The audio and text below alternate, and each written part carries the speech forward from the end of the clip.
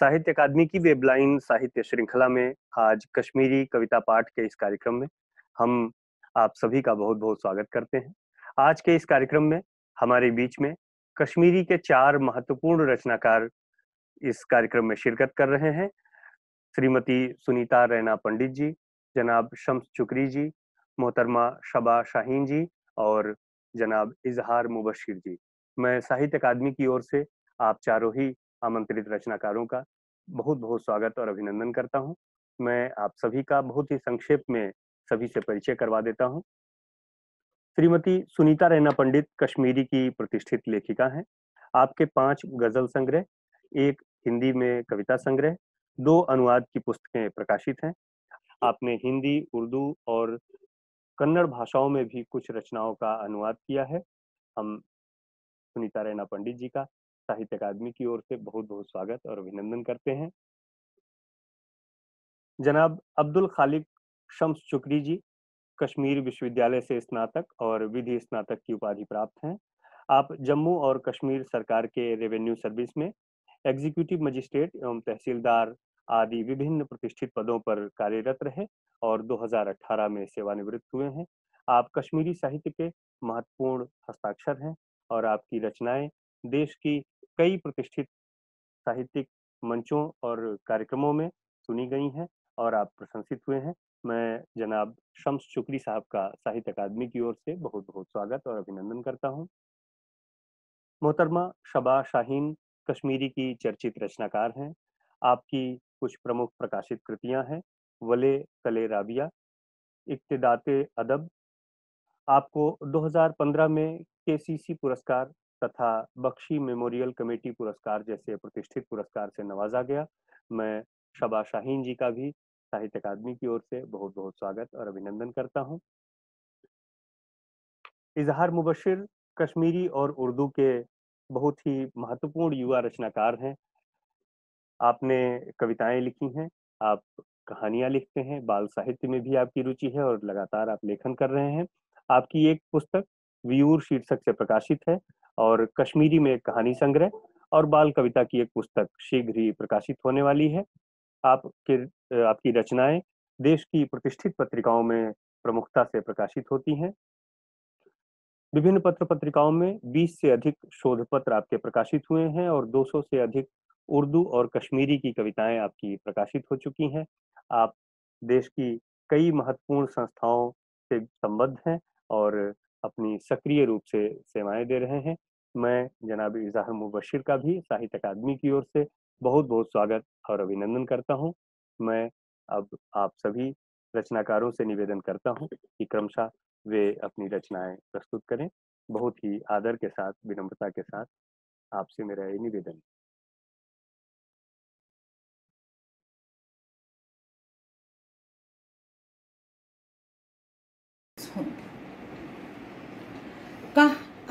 वजह पन नफरस हुंद बावजह में खिरी है माय पने बावजह में खिरी है माय पने थक पेंज तिचु कच शहजार मछुल थक पेंज तिचु कच शहजार मछुल ये तो वशुल करुम तति जाय पने ये तो वशुल करुम तति जाय पने कद प्रावन वालन रूद नुवन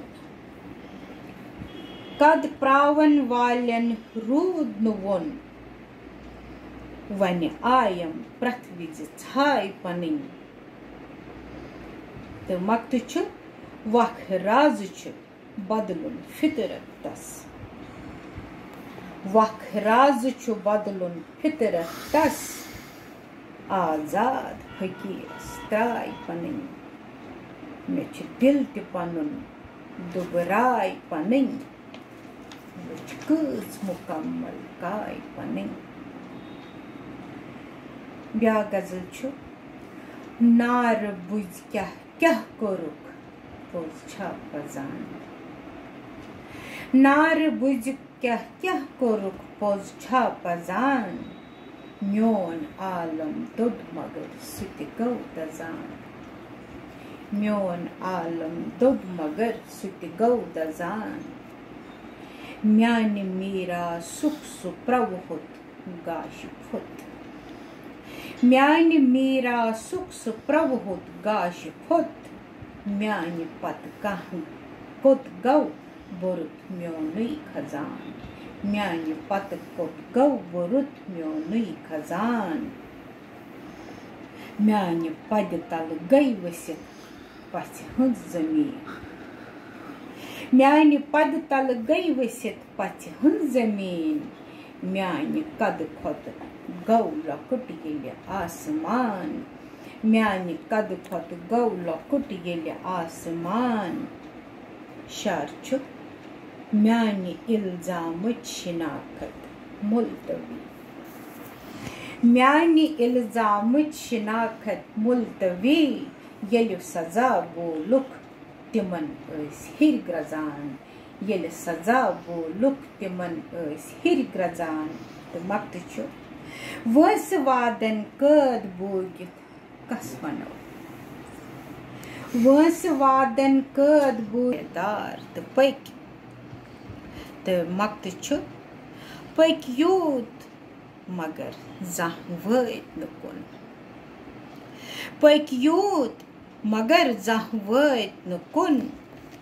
युत ओस पनुन रफ्तार तो पैक युत ओस पनुन रफ्तार तो पैक तो गजल छु सुबूजुम छु अजकल वनान महताबस सुबूजुम छु अजकल वनान महताबस में छी खाब अडलिक गंडक यन हिसाबस सुबूजुम छु अजकल वनान महताबस में छी खाब अडलिक गंडक यन हिसाबस अमा यथ बहारस मोहित कम निमुज पथ अमा यथ बहारस मोहित कम निमुज पथ छु बुथ फ्युर ये आदम बुथौनस अजाबस छु बुथ फ्युर ये आदम बुथौनस अजाबस थचम नजर नेहगज दिलस छन फरागत थचम नजर नेहगज दिलस छन फरागत सवालन च अख आश प्रारान जवाबस चनई आस हक रात दोह आस हनकित चनई आस हक रात दोह आस हनकित जुवन सत च चनी वनुन आफताबस जुवन सत च चनी वनुन आफताबस ये बोजुम च तस्के वसफ आदतन मंद ये बोजुम च तस्के वसफ आदतन मंद मशुन तस च फितरत त शाबाश ताबस मशुन तस च फितरत त शाबाश ताबस च हासिल शिन्याह जरब तकसीम कर च हासिल शिन्याह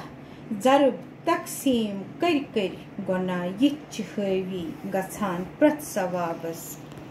त मक्त छु फिजा यलि ये मुश्कावी है फुल ये बागन फिजा यलि ते मुश्कावी है फुल ये बागन बुम्बुर लोल शिचहत युवान ओस गुलाबस बुम्बुर लोल शिचहत युवान ओस गुलाबस त गजल छु बागवानस करार आमुद व्यमोक बागस बहार आमुद छु बागवानस करार आमुद व्यमोक बागस बहार आमुद यपार बालस ति शाम गछनै यपार बालस ति शाम गछनै अपार सिरियस जहार आमुद चमन च हरान ज हर्द कालस चमन च हरान ज हर्द कालस च सोत कई हु खुमार आमुद वतन च वोन म्यान्य पकन चोनुक वतन च वोन म्यान्य पकन चोनुक कदम तिमई एतबार आमुद मे नम गयम अच सुचाव पृथ्ने मे नम गयम अच सुचाव पृथ्ने छु प्रोन ह्यू यख्तियार आमुत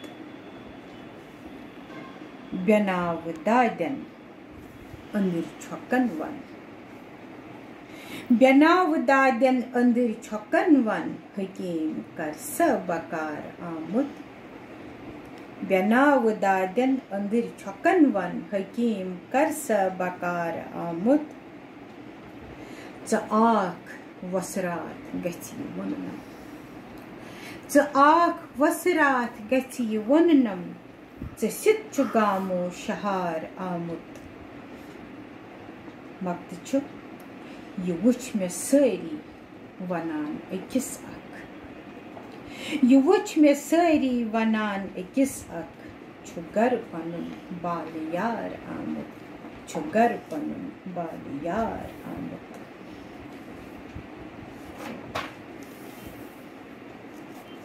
गजल छु मे छु दिल ते पनुन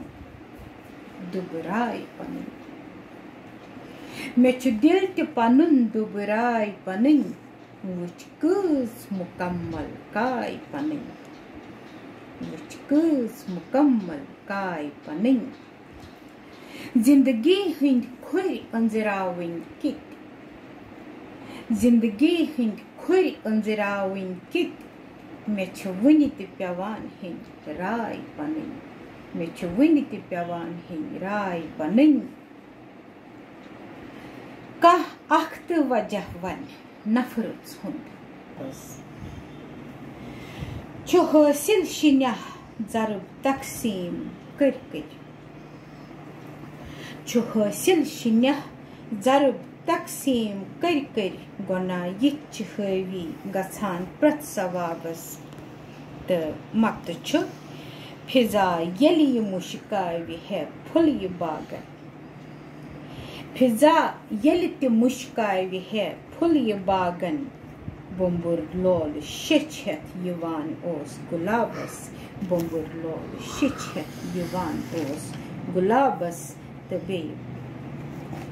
गजल बतुस चोन ह्यू दिल आयसे हम मशरावहत चोन ह्यू दिल आयसे हम मशरावहत पत्ते पेटने आयसे हम अजमावहत पत्ते पेटने आयसे हम अजमावहत म्यान मन के शांत यथ खानस अंदर म्यान मन के शांत यथ खानस अंदर त्राव हक जा पूर मन सर नावहत त्राव हक जा पूर मन सर नावहत म्यान लोलिक साज छनी तह बेसुर म्यान लोलिक साज छनी तह बेसुर बोज नुकवल आसी ही गंगरावहत बोज नुकवल आसी ही गंगरावहत जाम छिन खली मे वुचहक चश्म तर जाम छिन खली मे वुचहक चश्म तर प्याल बर बर खून जिगर चावहत प्याल बर बर खून जिगर चावहत म्यान रूह पेठ म्यान दिह के सरहदस म्यान रूह पेठ म्यान दिह के सरहदस ताम म्यान रूह पेठ म्यान दिह के सरहदस ताम चयत राज गद बहनावहत त मक्त छु म्यान वानी गोत्स बख्शन युथ शवूर म्यान वानी गोत्स बख्शन युथ शवूर वाय शरचुम बोझ हत से बावहत वाय शरचुम बोझ हत से बावहत। नमस्कार आदाब। म्यान कद खोत गौ लकुट गेले आसमान म्यान कद खोत गौ लकुट गेले आसमान शार छु म्यान इल्जाम शिनाखत मुल्तवी म्यानि इल्जामच शिनाखत मुल्तवी येल्यु सजा बोलुक तिमन हिर ग्रजान येल्य सजा बोलुक तिमन हिर ग्रजान तो मक्त छु वस वादन कद बोगित कस वनो वस वादन कद बोगित कस वनो बस वफा कर जौन अत छन कह जबान बस वफा कर जौन अत छन कह जबान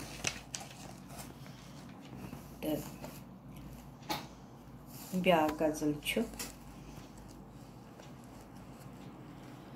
गॉड बगर दाई सिंह दार तो पकी गॉड बगर दाई सिंह दार तो पकी पत कन ऐसे सन दस्तार तो पकी गॉड बगर दाई सिंह दार तो पकी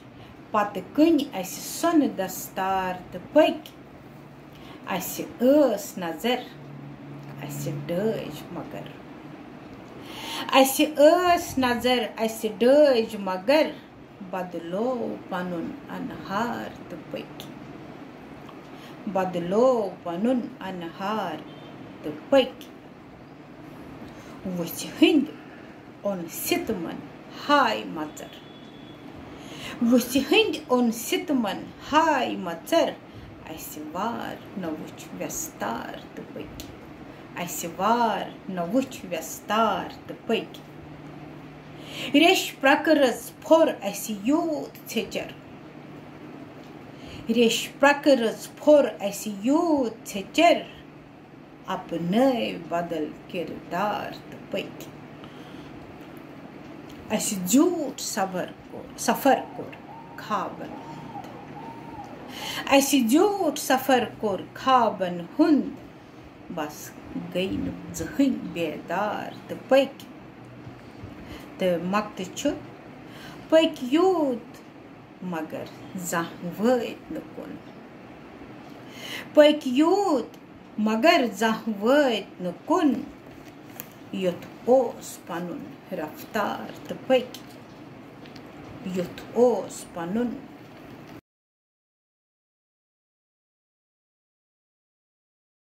गजल पेश खदमत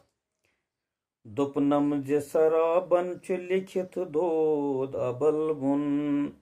दोपमस में अचन मज च शुहुल खाब ते डलबुन दोपनम जे सराबन च लिखित दोद अबल बुन दोपमस में अचन मज च शुहुल खाब ते डलबुन कागज के मेव कर लोल क्यों रूह किस हरी रस जद कागज के मेव कर लोल क्यों रूह किस हरी रस जद रुम रुम च गुमुत चूर अमा तोति संबल बुन तारीकियन हंद जाल सियाह मार अछन जांड तारीकियन हंद जाल सियाह मार अछन जांड अख्ताब मे कुन वस्त दितम गाश प्रजल बुन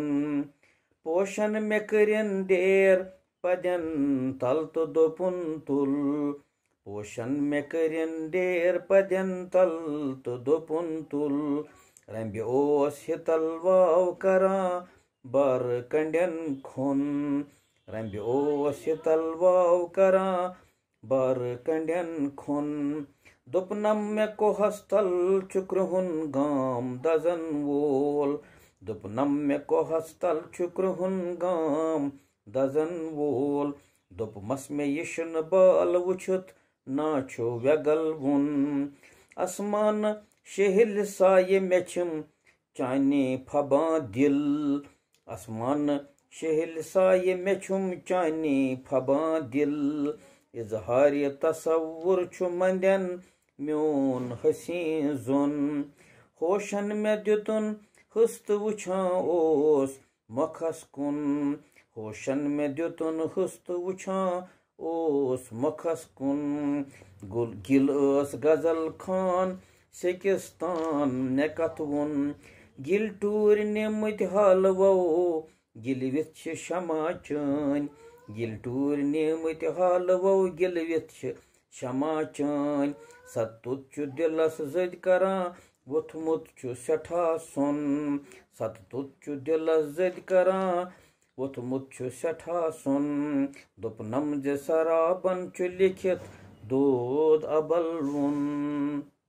गजल छ खराश पलने जिंदगी वुकरवमत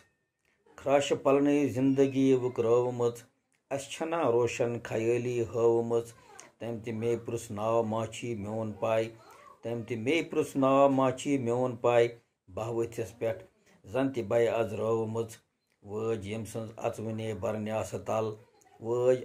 यम सन्ज अचवने बरन्यास तल कालो सुरफिन अस ते सोय दोद चवमत डल दहिस पेट मान लोगे सोचन ते यक डल दहिस पेट मान लोगे सोचन ते यक छम तवै मन कल दिलच वो नवमत और छी हालात गमत सख खराब और छी हालात गमत सख खराब दर छम जिगरच तवै यल त्रवमत दान अख अख रल ते बन यक्तच मिसाल दान अख अख रल ते बन यक्तच मिसाल मत छ आज तस्बी पनन छकरवमत चाने वसलच वाद फलमत बार कंड चाने वसलच वाद फलमत बार कंड चाने यादच कथ छ वै मन सवमत म्याने सीनक खून सर गए खून सर म्याने सीनक खून सर गए खून सर कालो सरफिन जेव छ बे मुदरवमत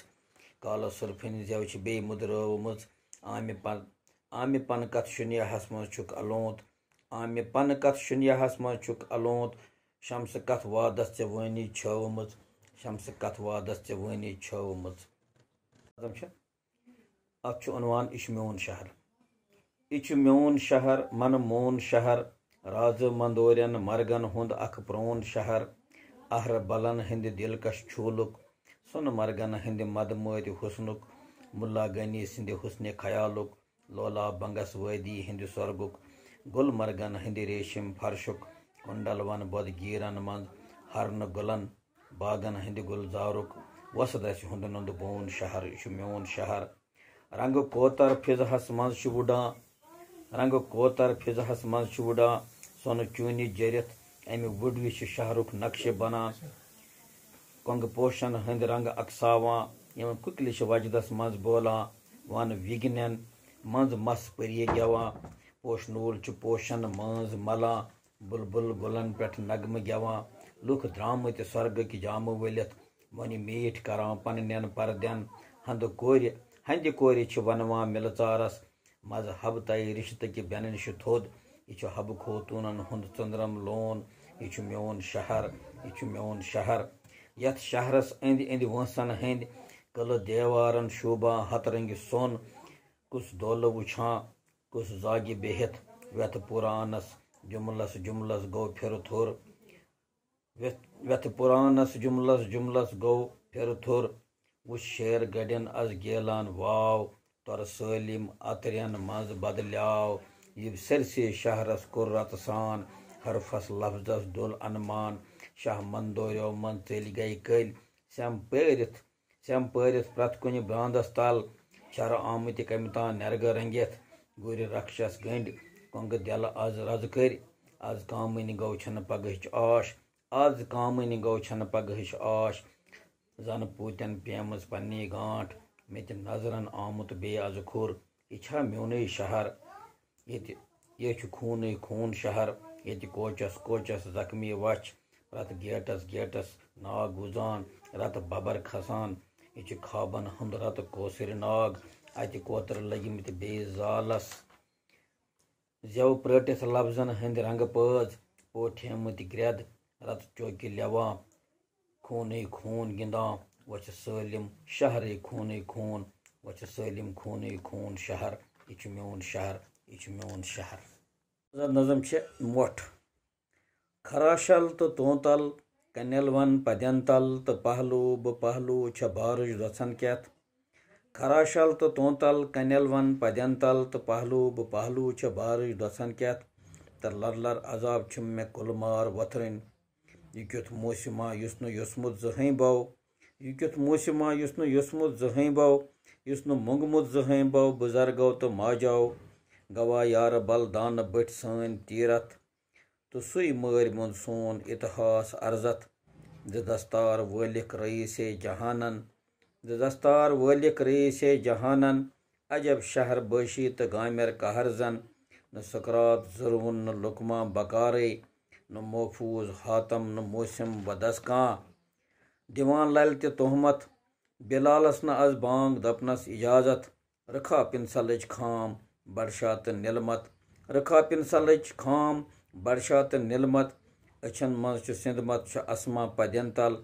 कलस पे बुतल छम यह व्यथ क्या वोले सिरी क्या वोथ बोन यह मोट कम मुचर पूस लत मुंड मे कर हम दितुक थोप अछन दोन दितुक थोप अछन दोन तो छापन ऐसस जोलान हेर बोन चौपासे अन गुट तो कटकाल हिश वथ दियो ना जचाख सब्ज गाश अम्बरच तो मुश्के गुलाबच। गजल पोशमुत होश सान रावान ओस पोशमुत होश सान रावान ओस म्योन आरामी जान रावान ओस वत्य सोय कोच सुई तो मंजिल सुई वत्य सोय कोच सुई तो मंजिल सुई तोति क्या निशान रावान ओस मज मज ते बल वपर बासान ओस मज मज ते बल वपर बासान पान पन्नुई लबान रावान ओस पान पन्नुई लबान रावान ओस आज ते अनजा जवाब हेत आयो आज ते अनजा जवाब हेत आयो आज ते क्या पृछान रावान ओस यस जमीन सनान रावान छुस यस जमीन सनान रावान छुस ताले पेट आसमान रावान ओस कोच फिर गो तमिस तो रोविस तो लोग कोच फिर गो तमिस तो रोविस लोग सोच ग्रायन सनान रावान ओस यस बकार न बो तसुंद आसुन यस बकार न बो तसुंद आसुन तहदे बापत जुवान रावान ओस वाव ओसुस पलान सायस तल वाव ओसुस पलान सायस तल नाव सिक पेट लेखान रावान ओस जिंदगी दस तुलन ते ओसुस ना जिंदगी दस तुलन ते ओसुस ना क्या मर मर जुवान रावान ओस क्या मर मर जुवान रावान ओस नार यंगरन पलाल कुर्मुत छुन नार यंगरन पलाल कुर्मुत छुन कार शमसुन ठेकान रावान ओस कार शमसुन ठेकान रावान ओस खाबन हंज कथ कर रोवुस खाबन हंज कथ कर रोवुस मस प्यालन रथ भर भर रोवुस अनस अनस फल मख आगर अनस अनस फल मख आगर आलम हरत सर सर रोवुस आलम हरत सर सर रोवुस परन बेछो चंद्रम मोयस परन बेछो चंद्रम मोयस मंजवत फुर्सत कर रोवुस मंजवत फुर्सत कर रोवुस वथ जेठेयम वन छुस गिरा वथ जेठेयम वन छुस गिरा मील निशा हथ पर पर रोवुस वथ जेठेयम वन छुस गिरा मील निशा हथ पर पर रोवुस पोशक आलम आदन रोवुम पोशक आलम आदन रोवुम कंड फर्शस पेट हर हर रोवुस कंड फर्शस पेट हर हर रोवुस चन रिश्ती श्रप अथनई आगर चन रिश्ती श्रप अथनई आगर यादन यारन शरबत फिर रोवुस यारन शरबत फिर रोवुस लफ्ज़ लूटिक अचरई नीहम लफ्ज़ लूटिक अचरई नीहम तालस हरकत कर रोवुस तालस हरकत कर रोवुस रुम वालो सद गंजरिन तारक रुम वालो सद गंजरिन तारक अचरल बरकत पर रोवुस नन नब नदरन लार त्रावन पे नन नब नदरन लार त्रावन पे यथ लर मरमत कर रोवुस बेबुथ पलछम जरमुत सीनस बेबुथ पलछम जरमुत सीनस कनि कनि मोहब्बत कर रोवुस लोन तसुंद बो शाम गटन हुंद लोन तसुंद बो शाम गटन हुंद चश्मन तारक जर जर रोवुस चश्मन तारक जर जर रोवुस सागर सारा यूत वसी छा सागर सहरा यूत वसी छा कथ कथ कथ कथ कथ कथ कर रोवुस सागर सहरा यूत वसी छा कथ कथ कथ कथ कर कर रोवस गामस मज बै शमसन आशी गामस मज बै शमसन आशी बल कर हिजरत बाजर रोवस खाबन हज कथ कर रोवस मस प्यालन रथ बर बर रोवस।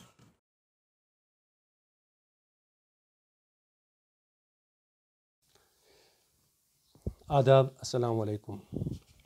सबसे पहले मैं साहित्य अकादमी के सेक्रेटरी के श्रीनिवास राव साहब और डिप्टी सेक्रेटरी कुमार अनुपम जी का और कश्मीरी एडवाइजरी बोर्ड के कन्वीनर डॉक्टर अजीज़ हाजनी का शुक्रगुजार हूँ, जिन्होंने मुझे इस वेबलाइन प्रोग्राम में दावत की। तो आज मैं कुछ गज़लें और कुछ नज़में आपके सामने पेश करना चाहता हूँ। तो सबसे पहले कश्मीरी ज़ुबान में कुछ गज़लें, और गज़ल का मतलब है हुस्न गलतान कोई बुशक दर छुस, हुस्न गलतान कोई बुशक दर छुस, हुस्न गलतान कोई बुशक दर छुस, नाज़नीना में नाज अफसर छुस, हुस्न गलतान कोई बुशक दर छुस, नाज़नीना में नाज अफसर छुस, हुस्न वालिस फिदा फिदा सोरे, हुस्न वालिस फिदा फिदा सोरे, मुश्के तातार तो मुश्के अदफर छुस, हुस्न वालिस फिदा फिदा सोरे, मुश्के तातार तो मुश्के अदफर छुस। शायर छु म्योन दिलबर छु क्या अजब वल्ला, म्योन दिलबर छु क्या अजब वल्ला, म्योन दिलबर छु क्या अजब वल्ला, जिसमें नोजुक ते संगे मरमर छुस, म्योन दिलबर छु क्या अजब वल्ला, जिसमें नोजुक ते संगे मरमर छुस, हुस्न गलतान कोई बुशक दर छुस। तो शायर छु छुम में तसीर सुद्र कोई युदवई, छुम में तसीर सुद्र कोई युदवई, छुम में तसीर सुद्र कोई युदवई, आसमानस ते उब्र चादर छुस,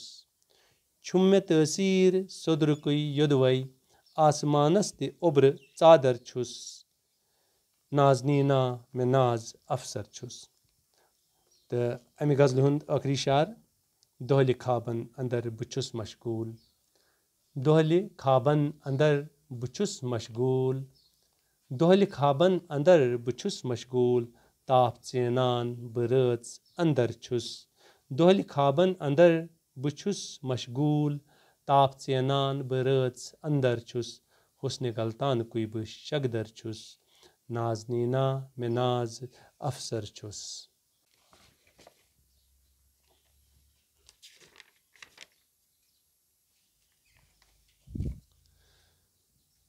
तो गज़ल छे, गज़ल हुंद मतलब छु जिकिर छ तम सन्जै वथां तवै फिकिर तहंज हेचम, जिकिर छ तम सन्जै वथां तवै फिकिर तहंज हेचम, खबर छु डेश नुई वक्या कथे अंदर में कथ कचम, जिकिर छ तम सन्जै वथां तवै फिकिर तहंज हेचम, खबर छु डेश नुई वक्या कथे अंदर में कथ कचम। तो शायर छु बुथिस ते रंग डलित में गो, बुथिस ते रंग डलित में गो चले गोल बम युथुई, बुथिस ते रंग डलित में गो चले गोल बम युथुई, ठहरे पा कुता रटस ये गूल में जन वन पचम, बुथिस ते रंग डलित में गो चले गोल बम युथुई, ठहरे पा कुता रटस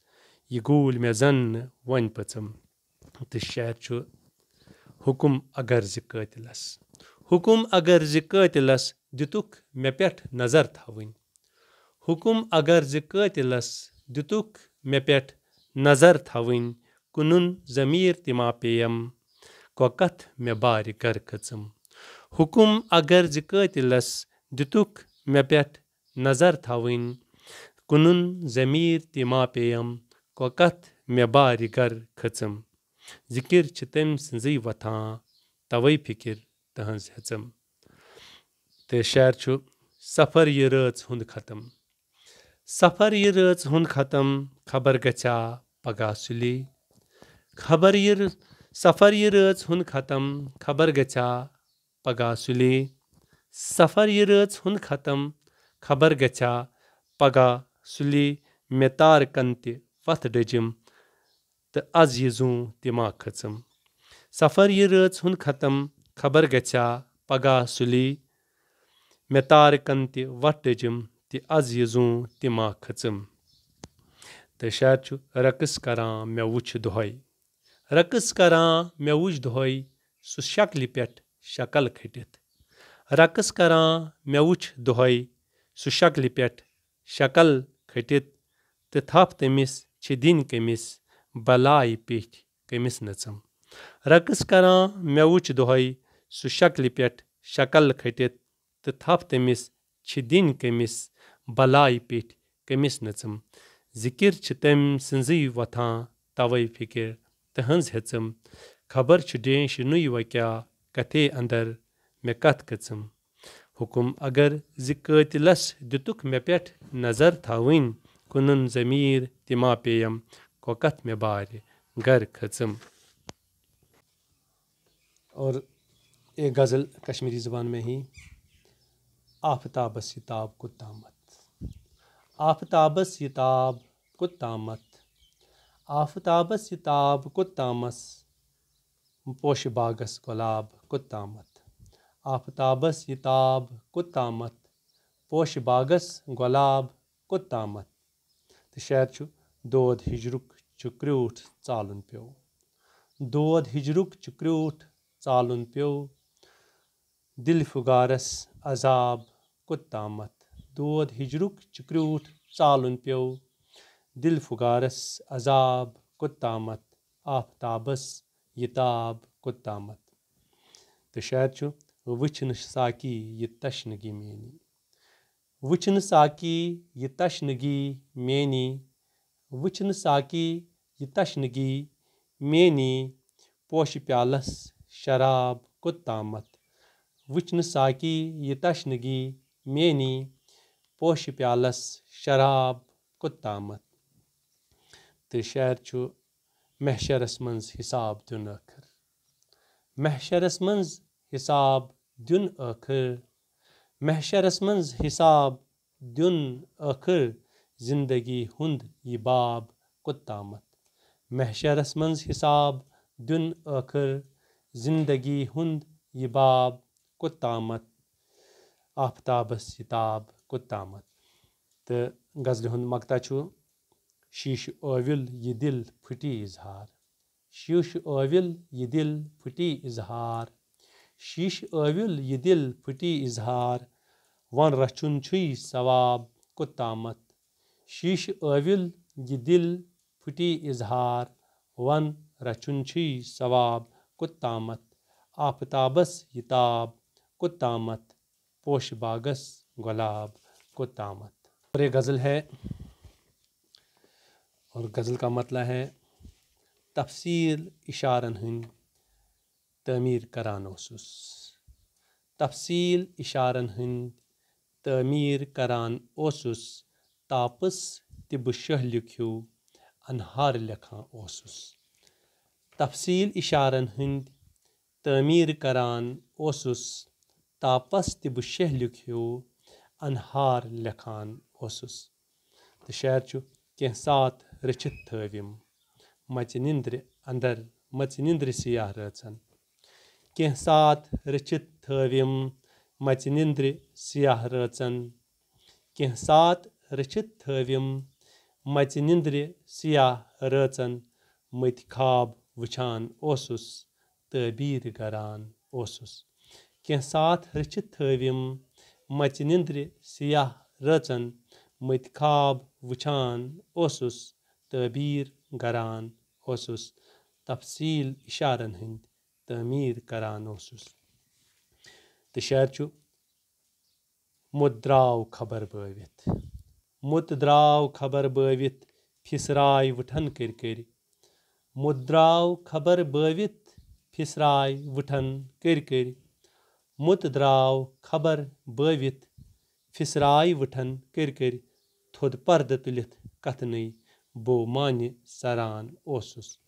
मुत द्राव खबर बवित फिसराय वुठन कर थोद पर्द तुलित कथनई बो मान्य सरान ओसुस زُنہٕ گاہ بہٕ رٔٹِتھ اوسُس زُنہٕ گاہ بہٕ رٔٹِتھ اوسُس تدبیٖر کران نٔوۍ نٔوۍ زُنہٕ گاہ بہٕ رٔٹِتھ اوسُس تدبیٖر کران نٔوۍ نٔوۍ احساس یہِ لۄکچارُک سرتازٕ کران اوسُس احساس یہِ لۄکچارُک سرتازٕ رچھان اوسُس زُنہٕ گاہ بہٕ رٔٹِتھ اوسُس تدبیٖر کران نٔوۍ نٔوۍ احساس یہِ لۄکچارُک سرتازٕ رچھان اوسُس تہٕ شاید چھُ مس کھٲسۍ بٔرِتھ پیالن مس کھٲسۍ بٔرِتھ پیالن ما اوس دِوان ساقی مس کھٲسۍ بٔرِتھ پیالن ما اوس دِوان ساقی گاہ تشنہٕ مران اوسُس گاہ تشنہٕ زُوان اوسُس مس کھٲسۍ بٔرِتھ پیالن ما اوس دِوان ساقی گاہ تشنہٕ مران اوسُس گاہ تشنہٕ زُوان اوسُس تہٕ غزلہِ ہُنٛد مقطع چھُ زٮ۪و کٔج مےٚ گٔیم ٲخٕر زٮ۪و کٔج مےٚ گٔیم ٲخٕر اِظہار گوٚوُم دم پھٔٹۍ زٮ۪و کٔج مےٚ گٔیم ٲخٕر اِظہار گوٚوُم دم پھٔٹۍ سجدن تہِ اثر رووُم بٔلۍ خاک ملان اوسُس زٮ۪و کٔج مےٚ گٔیم ٲخٕر اِظہار گوٚوُم دم پھٔٹۍ سجدن تہِ اثر رووُم بٔلۍ خاک ملان اوسُس تفصیٖل اِشارن ہٕنٛدۍ تعمیٖر کران اوسُس تاپس تہِ بہٕ شہلِکھ ہیوٗ انہار لیکھان اوسُس اب ان غزلوں کے بعد کچھ نظمیں تو سب سے پہلی نظم جس کا عنوان ہے خوٗنِ ناحق خوٗنِ ناحق سیاہ اُبرن نال وول تاپس سیاہ اُبرن نال وول تاپس تہٕ سِریس سورے تہِ گُمہٕ گوٚو یکدم شِٹھِتھ واو وۄرزُن ووٚتھ واو سُہ واو ییٚمۍ کستام کلہٕ پٮ۪ٹھ پوٗژنی وۄڈ گٔے نٔنۍ نظرٕ گٔے وٹٕسۍ انہٕرۍ ارمان گٔے رٲسۍ گوٚمُت چھُ خوٗنہِ ناحق کتہِ تام سُہ واو ییٚمۍ کستام کلہٕ پٮ۪ٹھ پوٗژنی وۄڈ گٔے نٔنۍ نظرٕ گٔے وٹٕسۍ انہٕرۍ ارمان گٔے رٲسۍ گوٚمُت چھُ خوٗنہِ ناحق کتہِ تام توے چھُ سِریہِ ملان شامرُن پانس متہِ دِگرے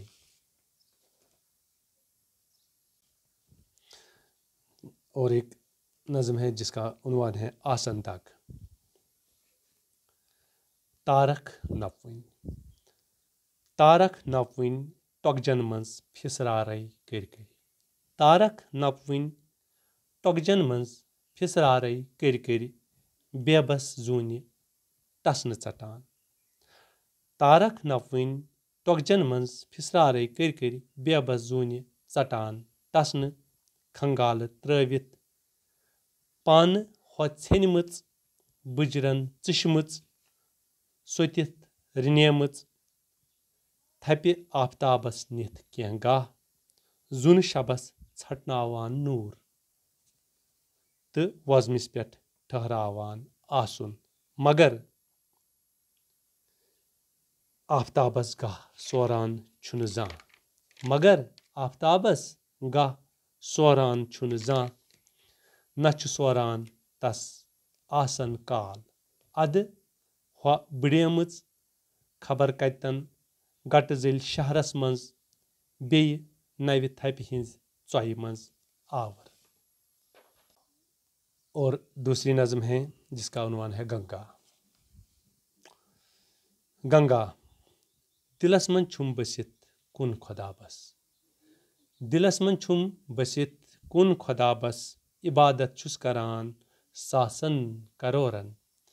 دِلس منٛز چھُم بٔسِتھ کُن خۄدابس عبادت چھُس کران ساسن کرورن کرکھ نا چھم ضروٗرت پرٛٮ۪تھ ساتہٕ بیوٚن بیوٚن ستم بالا کٔرِم نفسن مےٚ وِزِ وِزِ ستم بالا کٔرِم مےٚ نفسن مےٚ وِزِ وِزِ گہے ارمان گہے پرزنتھ گہے شہرت روٗدُس بہٕ ژھاران تہٕ گہے دۄگنیار پٲلِتھ ستم بالا کٔرِم نفسن مےٚ وِزِ وِزِ गहे अरमान गहे प्रजनत गहे शोहरत रूदुस बह ारान तो गहे दुगन्यार पलित करान गोस पाप ग्रंज रुस्तै मगर मे पुशरिम पाप यम गंगाय सारी मगर मे पुशरिम पाप यम गंगाय सारी तो गंगा रूज छलान यम पाप मेनी मगर मे पुशरिम पाप यम गंगाय सारी तो गंगा रूज छलान यम पाप मेनी अमल रूदुस करान यी सात सातै अमल रूदुस करान यी सात सातै तो पवित्रता रव वन गंगाय सारै अमल रूदुस करान यी सात सातै तो पवित्रता रव वन गंगाय सारै परेशान वन यह सोचान मेन गंगा परेशान वन यह सोचान मेन गंगा गुनाहन हंद अंबर बो वन छलक कति। और ये आखिरी गज़ल आखिरी नज़म जिसका उन्वान है ख्वाब। ख्वाब सिर लूस शाल चाय गोफन सिर लूस शाल चाय गोफन रात मोगलो त्रव मस निंदर सिर लूस शाल चाय गोफन रात मोगलो त्रव मस निंदर रात क्रील जन गब गमित जून अस मायूस सिर लूस शाल चाय गोफन रात मोगलो त्रव मस निंदर रात क्रील जन गब गमित जून अस मायूस खबर कमिस मुदय गंडित तारक माल जन ते पन पन गमच तारक माल जन ते पन पन गमच जानवारन हुंद चुरगिश नेसब रच मंज खबर कमिच चेनवन दिवान तारक माल जन ते पन पन गमच जानवारन हुंद चुरगिश नेसब रच मंज खबर कमिच चेनवन दिवान मे लग नबस पन पन गमित तारक बे जरन मे लग नबस पन पन गमित तारक बे जरन तो अथ मज बूजुम वोन कम ताम ठुकल गुरिस छिन कज करान ठुकल गुरिस छिन कज करान बह गोस वोट खेत हुशार तो लोगुम खाबस तबीर छारुन। शुक्रिया। फिर एक बार मैं साहित्य अकेडमी का शुक्रिया अदा कर रहा हूँ। मैं साहित्य अकेडमी के सेक्रेटरी राव साहब का आभारी हूँ, डिप्टी सेक्रेटरी कुमार अनुपम जी का और कश्मीरी एडवाइजरी बोर्ड के कन्वीनर डॉक्टर अजीज हाजनी का शुक्रिया अदा कर रहा हूँ। शुक्रिया।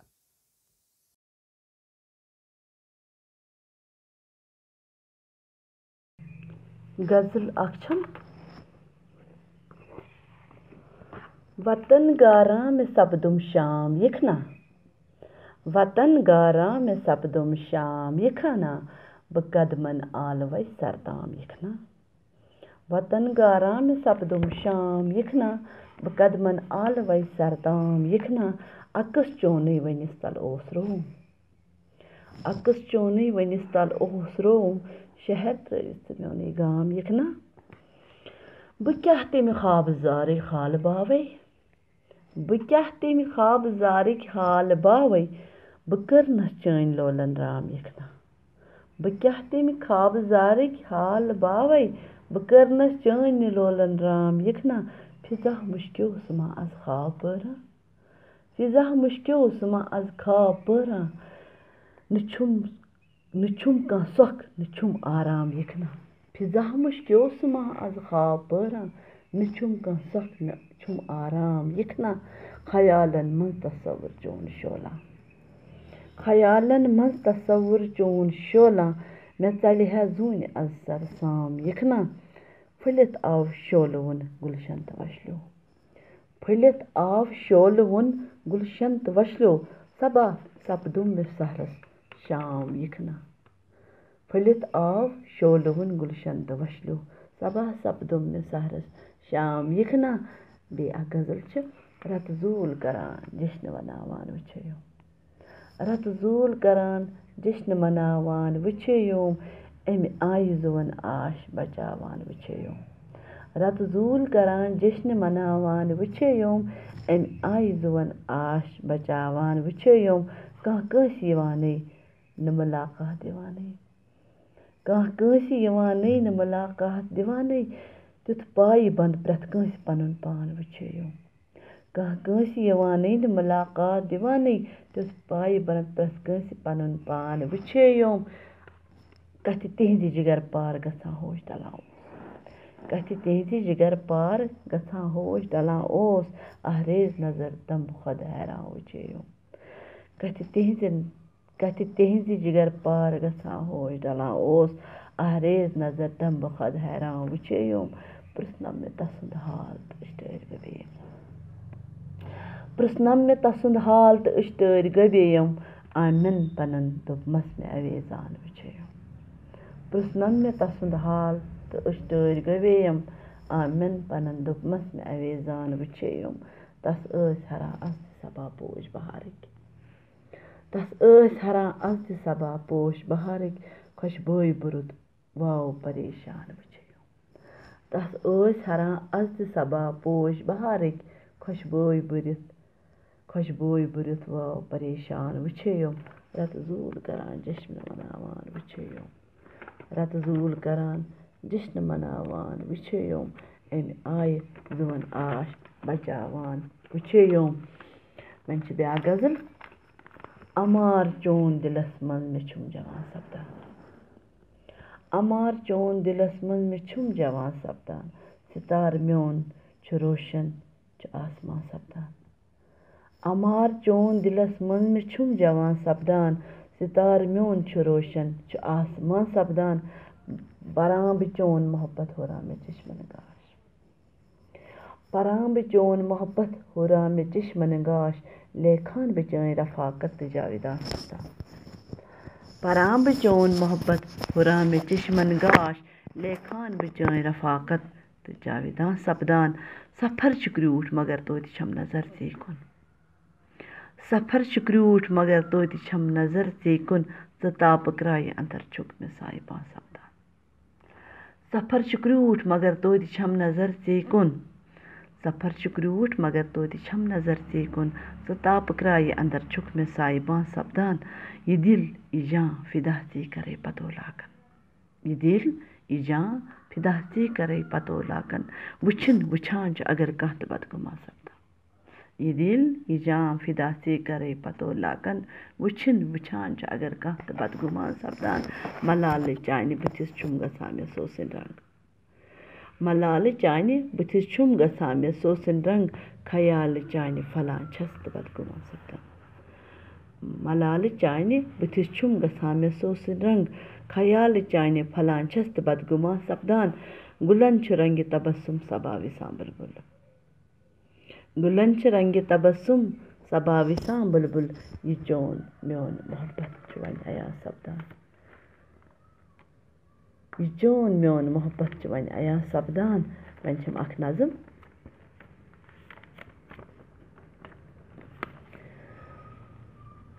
यवै में वुचमक से शाम पथ कुन यवै में वुचमक से शाम पथ कुन वदस ओसुक मे दुप मे मांगो वदस ओसुक मे दुप मे मांगो ये ब्रोंत पानस छुना मे अजकल व ब्रंत छाइत छुना मे अजकल व ब्रंत छाइत दोस्त रातस गछां रोजा मे मावा गाशी अछन बाकी छुना मे अजकल व ब्रंत छाइत दोस्त रातस गछां रोजा मे मावा गाशी छंत बाकी न दिल करारस अंदर छु आसां अजीब आलम छु म्योन अजकल छुना मे अजकल व ब्रंत छाइत दोस्त रातस गछां रोजान मे मावा गाशी अछन छु बाकी न दिल करारस अंदर छु आसां अजीब आलम छु म्योन अजकल अजीब आलम छु म्योन अजकल बह कोत गछान छस बह कोत इवान छस बह कोत गछान छस बह कोत इवान छस मे क्या छु आसां करुन त कतनस अजीब आलम छु म्योन अजकल बह कोत गछान छस बह कोत इवान छस मे क्या छु आसां करुन त कतनस पेवां बह पायस अजीब आलम छ बेकसी हुंद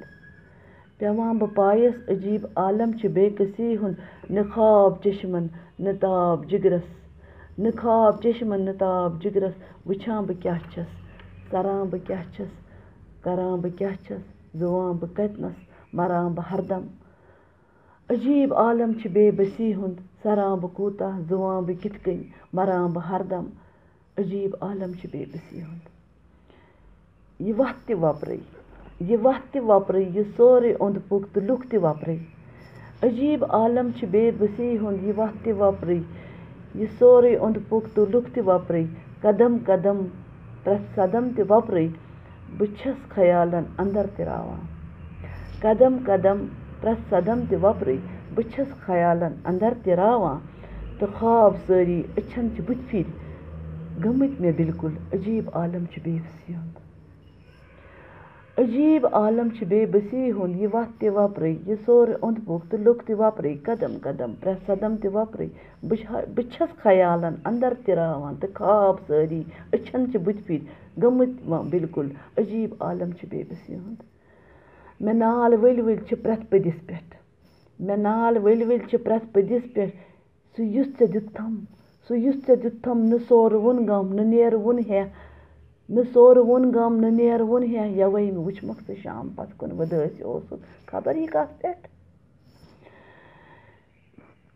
अजीब आलम छ बेबसी हुंद मे नाल वलि वलि छ प्रथ पदिस पेठ सु युस चे दित्थम न सोर वुन गम न नेर वुन है यवै मे वुचमक स शाम पत कुन वदस ओसुक खबर यह कथ पेठ वह छ ब्याख नजम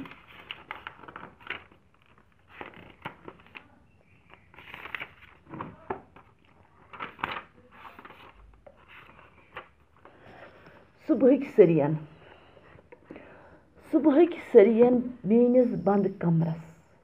सुबहक सरियन मेनिस बंद कमरस कमि ताम लई किन सुबहक सरियन मेनिस बंद कमरस कमि ताम लई किन वुशनेरच अख कमि ताम लई किन वुशनेरच अख खुशवनि प्रव पिल नवित म्योन शिठोमुत पान वुशनोवन सुबहक सरियन मेनिस बंद कमरस कमि ताम लई किन वुशनेरच अख खुशवनि प्रव पिल नवित म्योन शिठोमुत पान वुशनोवन जन गो यच कालुक शिटन्यार खत्म यहै सुबह जन ओसुम आमुत नव जिंदगानी नए जन्मुक आलव यत यहै सुबह जन ओसुम आमुत नव जिंदगानी नए जन्मुक जन आलव यत प्रव जन फीरम अंदरी रुमस युस तेम पिलवम अश्तार्यव तिल मेत कर मस पोज जाय अछन मज युस तेम पिलवम अश्तार्यव तिल मेत कर मस पोज जाय अछन मज ललवुम अंदरी ललनावुन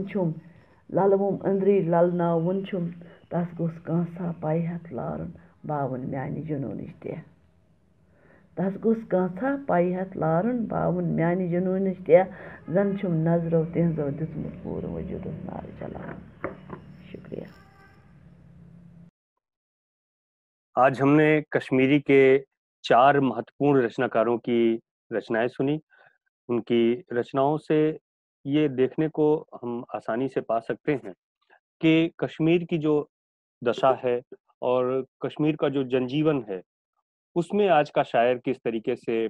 अपनी रचनात्मकता के लिए सूत्र तलाश करता है और पूरी दुनिया पर नजर रखता है। सबसे खास बात यह है कि एक मानवीयता के पक्ष में जो साहित्य खड़ा है उसके पक्षधर ये सभी रचनाकार हैं। आदरणीय श्रीमती सुनीता रैना पंडित जी, जनाब शम्स शुक्री जी, मोहतरमा शबा शाहीन जी और जनाब इजहार मुबशिर जी। आज हमने इनकी रचनाओं से ये देखा कि कश्मीरी का साहित्य कितना समृद्ध है और युवा रचनाकार भी कितना अच्छा लिख रहे हैं। सुनीता जी वरिष्ठ रचनाकार हैं, शम्स जी वरिष्ठ रचनाकार हैं, लेकिन इजहार मुबशिर और शबा शाहीन जी जो कश्मीरी साहित्य में महत्वपूर्ण जगह बना रही हैं। मैं ऐसे दोनों ही रचनाकारों को साहित्य अकादमी की ओर से शुभकामनाएं देता हूं और आपने साहित्य अकादमी का ये आमंत्रण स्वीकार किया, हमारे बीच में अपनी रचनाएं साझा की। इसके लिए मैं साहित्य अकादमी की ओर से पुनः बहुत बहुत शुक्रगुजार हूँ। आपका धन्यवाद करता हूँ। नमस्कार।